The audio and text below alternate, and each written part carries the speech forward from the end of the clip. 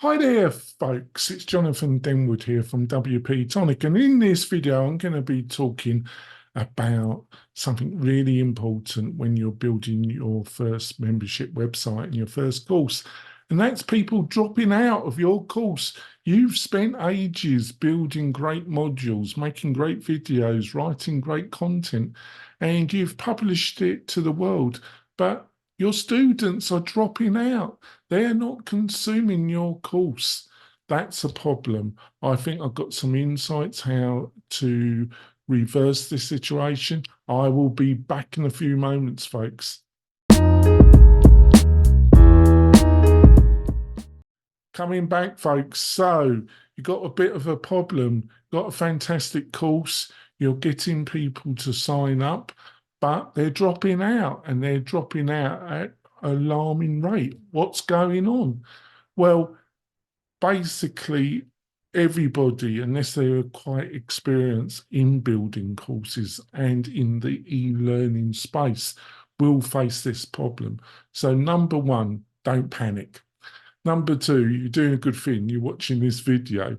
Now, you can get a lot of great free information that's relevant by going to the Bootstrap startup community, because basically they deal with a similar problem, but they call it churn. So in the Bootstrap startup world, it's called churn. People signing up for a SaaS product, trying it, and then cancelling their subscription, or not basically using the service. So similar thing in membership, in courses. Now, what can you do about it? First of all, it's just like I say, it's similar to the startup world. Do you have an onboarding methodology, i.e., do you send an email? Do you send some detailed information?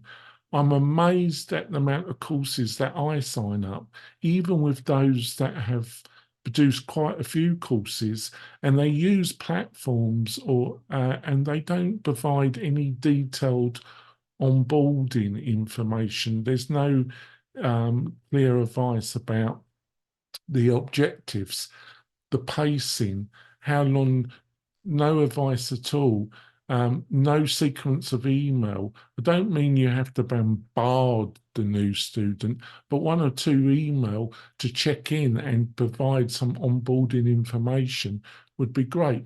If you're looking into the higher price level, let's say over $1,000, I personally feel that they should be one-to-one onboarding myself.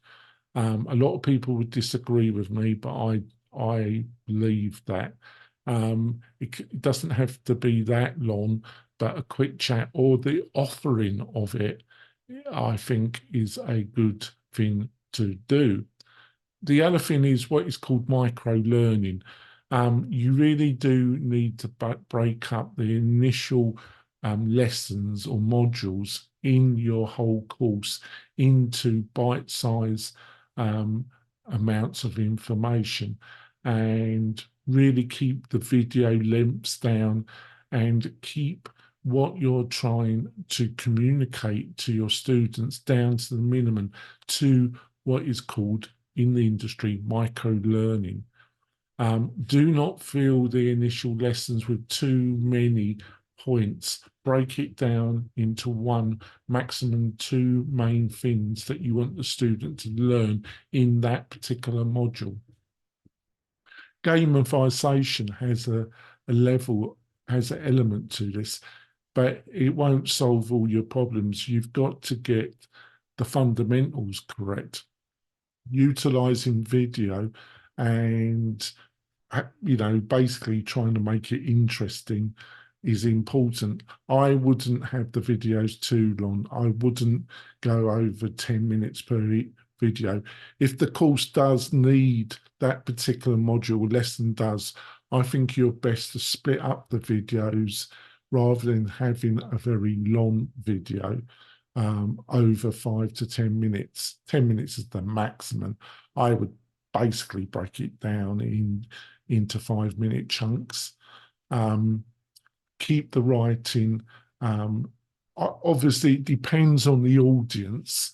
Um, if you're dealing with PhD level students, obviously the writing style can be more sophisticated, or it probably will require, if you're writing, if your course is aimed at legal professionals or doctors or medical professionals.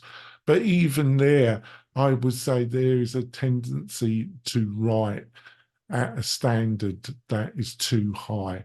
Basically, you really need to cut down the amount of written material into bite size, small paragraphs, not continuous lengths. If um, if more detailed information is required, I think it's best to have that available as downloadable PDFs as myself. Also, there's a free online tool called Hemingway that can really help in modifying your writing style. So you aim it at a lower level than you think you should do. It's well known in the professional writing field that you should really aim at 7th grade when you're writing materials, and that applies to courses as well.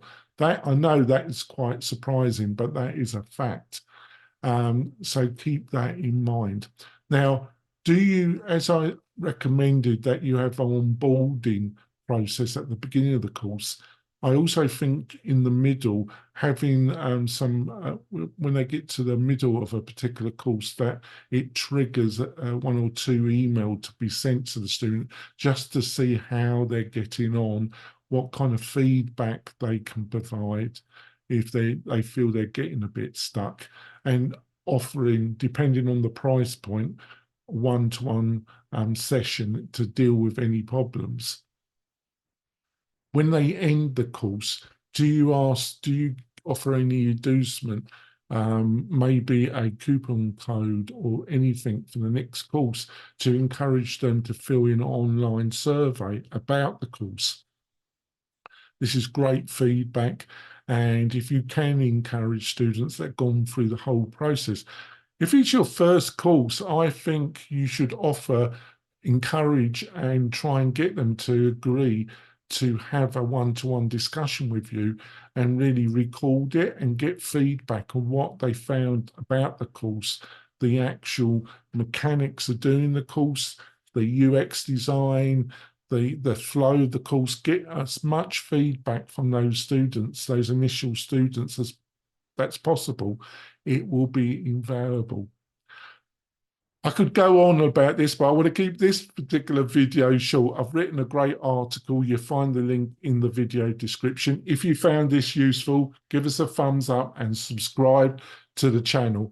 I'm making content like this almost every week to help you build your first successful course. I'll see you soon, folks. Bye.